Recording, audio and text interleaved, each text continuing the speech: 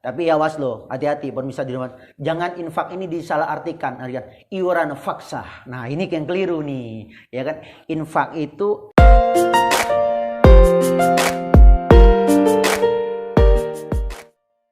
Allahi wabarakatuh. Alhamdulillah. Alhamdulillahil ahad, arfidis samad, lam yalid wa lam yulad wa lam yakul lahu kufuwan ahad. Asyhadu an la ilaha illallah wahdahu la syarikalah wa asyhadu anna sayyidana Muhammadan abduhu wa rasuluhu la nabiyya ba'da. Allahumma salli wa sallim ala sayyidina Muhammadin nabiyil ummi wa ala alihi wa ashabihi ajmain, amma ba'd. Subhanaka la ilma lana illa ma'alamtana innaka antal alimul hakim. Rabbish rahri sadri wa yassiri amri wahlul 'uqdatam min lisani yafqahu qawli. Shadaqallahul azim. Para jemaah sahabat Medsot yang dimuliakan Allah Subhanahu wa taala, pada kesempatan hari ini mari sama-sama kita bersyukur, mengucapkan tulus ikhlas kepada Allah Subhanahu wa taala atas berbagai macam nikmat yang telah Allah berikan kepada kita, terutama nikmatul iman, nikmatul Islam, dan tidak kalah pentingnya tentu nikmat sehat wal afiat, sehingga kita bisa bersama-sama untuk hadir di mana kita berada. Mudah-mudahan dengan nikmat sehat wal afiat ini kita selalu diberikan karunia yang besar oleh Allah Subhanahu wa taala. Pemirsa dimanapun berada dan sahabat Medsot, mari pada kesempatan ini kita sedikit akan memberikan gambaran tentang zakat. Seperti kita sudah tahu bahwa zakat itu adalah rukun Islam, dan rukun Islam ini tentu sebagai umat Islam, kalau kita mempunyai kemampuan maka kita harus menjalaninya.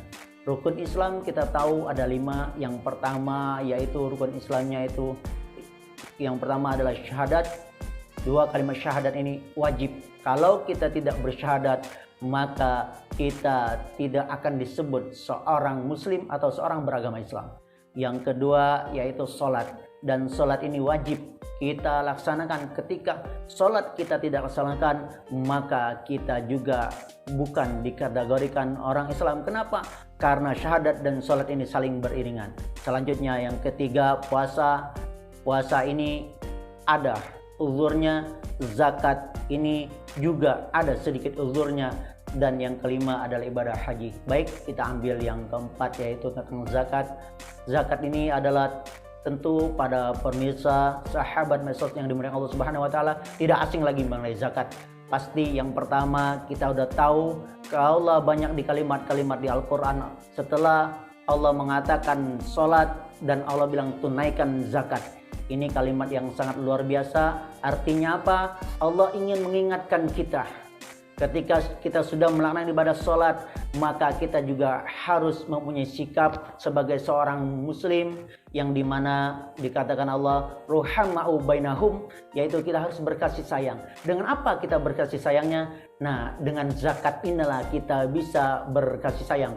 Dan zakat itu juga bukan merupakan suatu untuk menunaikan kewajiban, tetapi dengan zakat ini banyak sekali manfaatnya. Kita bisa membantu kaum-kaum saudara-saudara kita yang membutuhkan, baik itu zakat fitrah, apalagi zakat mal, dan begitu banyak zakat. Zakat fitrah sudah tentu sebagai orang muslim kita wajib mengeluarkannya ketika kita dilahirkan, walaupun 1 detik baru kita dilahirkan, kita mempunyai kewajiban untuk menunaikan zakat fitrah. Kenapa? Karena zakat fitrah yaitu membayar fitrah kita sebagai manusia yang Allah lahirkan, bersyukur, berterima kasih kepada Allah Subhanahu wa taala. Nah, zakat mal, dan zakat mal ini banyak sekali kegunaannya. Zakat mal ini yaitu sebenarnya kalau kita tahu luar biasa manfaatnya. Kenapa? Ketika kita mengeluarkan zakat mal, sedikitnya kita bisa meringankan teman-teman kita, saudara-saudara kita, karib kerabat kita yang memerlukan bantuan kita. Inilah ciri seorang muslim yang mempunyai jiwa, yang mempunyai sifat ruhama'u bainahum, yaitu kasih sayang dengan mengeluarkan sedikit zakat, tetapi dia sudah bisa memberikan kelonggaran, membantu meringankan beban sedikit dari kaum kita yang harus kita bantu. Kita udah tahu di dalam surat Al-Taubah ayat 60 asnafnya zakat itu yang wajib menerima zakat ada 8. Pasti sahabat mesos, permisal semua pasti sudah hafal dan itu semua ada di luar kepala kita. Tapi di sini mari kita bersama-sama kita jujur kepada Allah Subhanahu wa taala.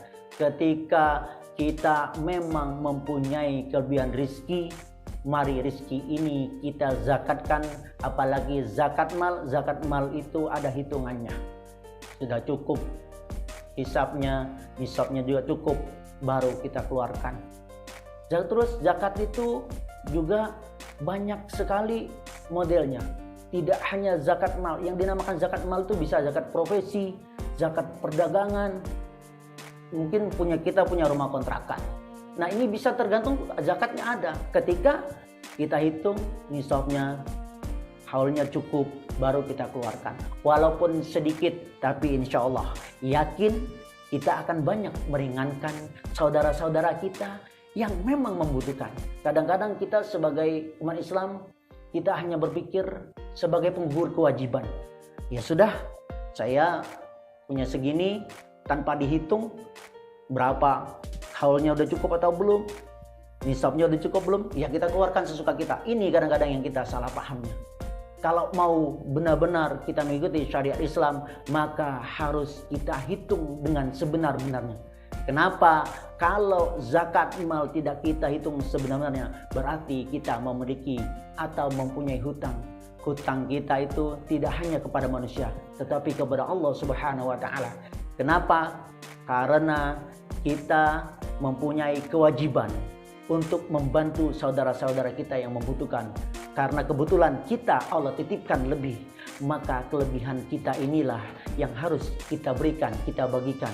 Bukankah Rasulullah mencontohkan sangat luar biasa, walaupun Rasulullah dalam keadaan tidak punya, makanan pun tidak ada, tapi beliau ikhlas rela membagikan rotinya walaupun beliau tidak makan untuk kepada kaum yang membutuhkan.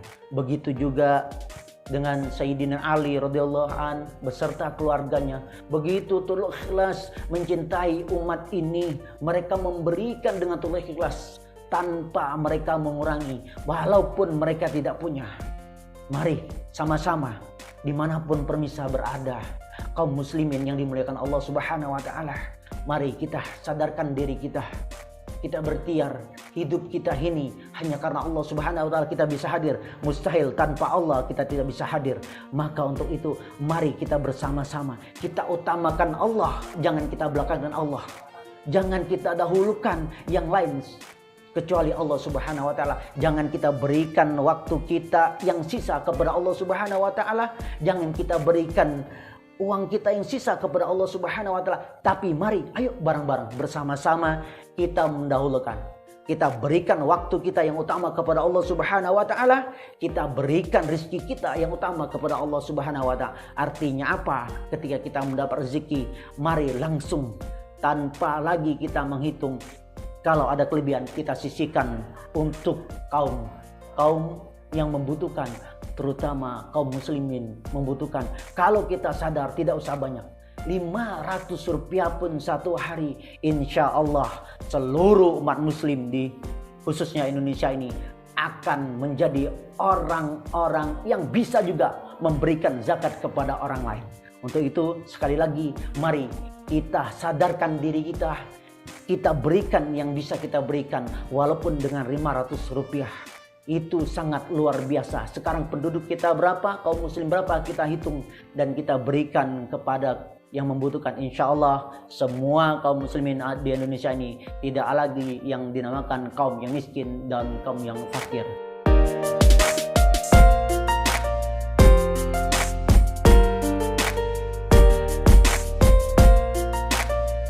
Baik pemirsa, tadi sudah kita membahas sedikit tentang zakat ya kan?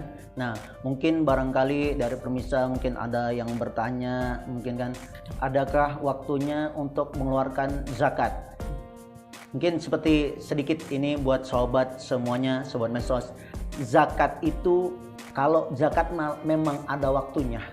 Kenapa? Karena mal itu adalah harta, dan zakat itu harus kita keluarkan ketika kita memiliki harta. Artinya haulnya cukup, nisabnya cukup. Nah, ketika itu cukup baru dinamakan zakat.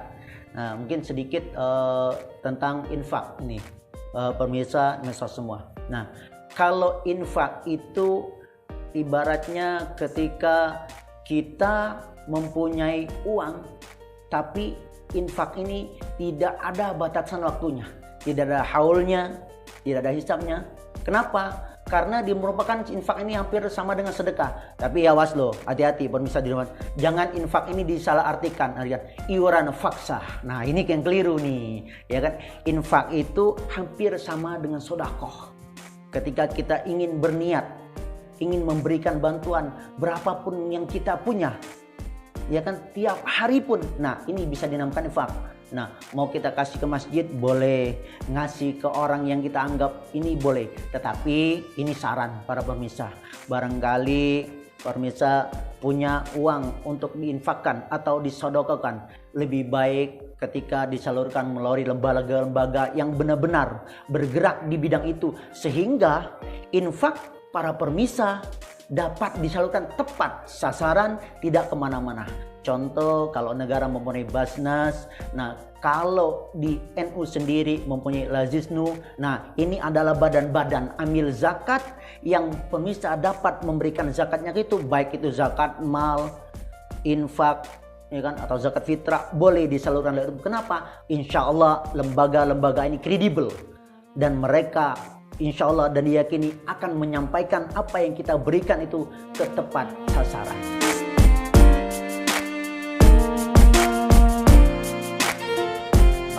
Kita akan coba mengulas sedikit satu persatu mengenai zakat. Yang pertama itulah zakat barang dan jasa.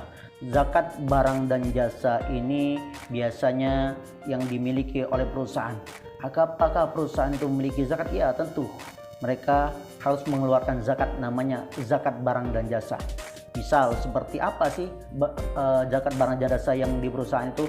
Seperti surat berharga, obligasinya mungkin ya, terus persediaan barang baku, persediaan barang jadi yang sudah terjual, baik memang belum yang terjual. Bagaimana cara menghitungnya? Tentu ketika semua itu dari saham, surat-surat berharga, uang kas di bank, terus persediaan barang, baik persediaan barang yang sudah tersisa bahan jadi maupun persediaan bahan baku. Nah, itu dihitung semua. Setelah dihitung semua tentu dikurang-kurangi dengan kewajiban.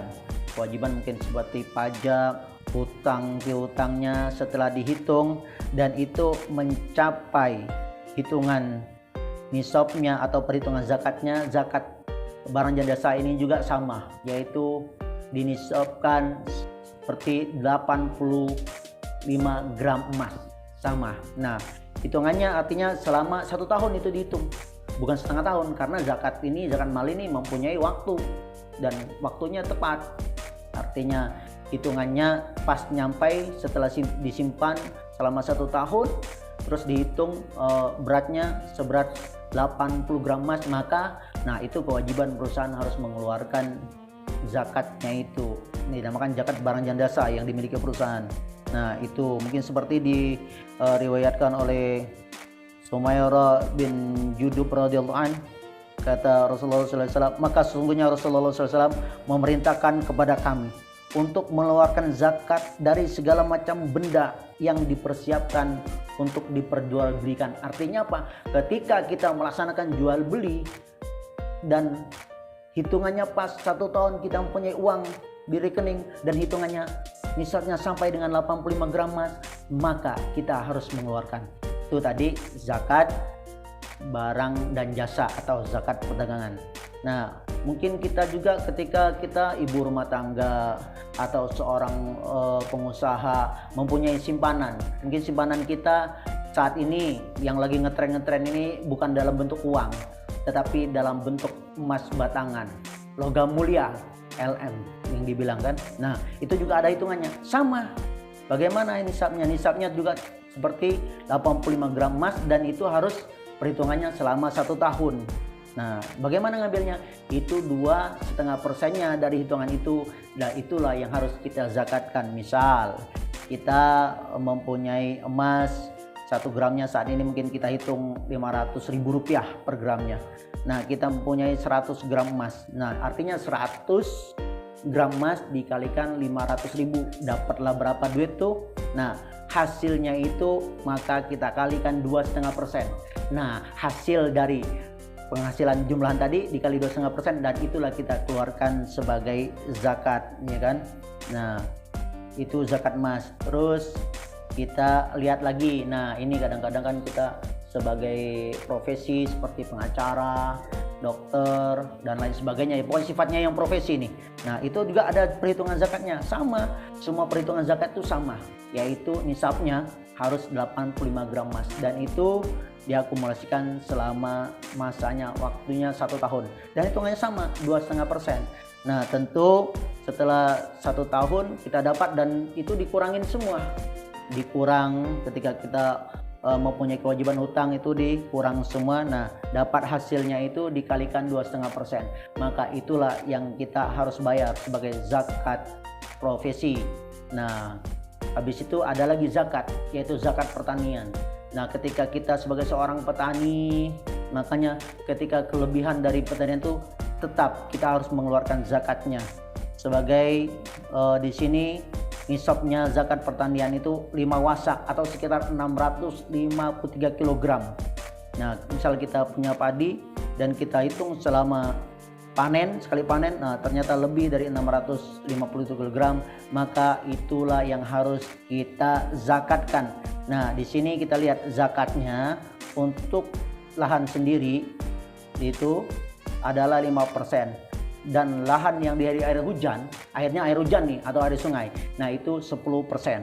Nah, dari hasil itu kita bisa zakatkan untuk itu. Itulah yang dinamakan zakat mal. Jadi sekali lagi, zakat mal itu atau zakat harta itu ada hitungannya. Kalau tidak ada hitungannya, berarti itu bukan dinamakan zakat. Mungkin itu sedikit dari Al-Fakir kepada pemirsa semuanya. Mudah-mudahan ini bermanfaat karena ini semua datangnya dari Allah Subhanahu wa taala, maka kita kembalikan kepada Allah Subhanahu wa taala. Yang benar insyaallah datangnya dari Allah, yang salah insyaallah datangnya dari Al-Fakir. Demikian yang dapat Al-Fakir sampaikan. Wabillahi taufik wal hidayah. Wassalamualaikum warahmatullahi wabarakatuh.